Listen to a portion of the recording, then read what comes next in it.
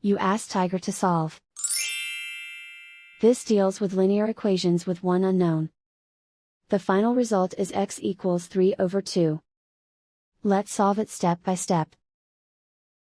Group all x terms on the left side of the equation. Subtract 2x from both sides. Group like terms. Simplify the arithmetic. Group like terms. Simplify the arithmetic. Group all constants on the right side of the equation. Add 7 to both sides. Simplify the arithmetic.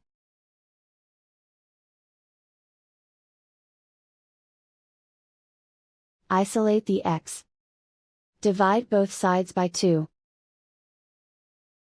Simplify the fraction.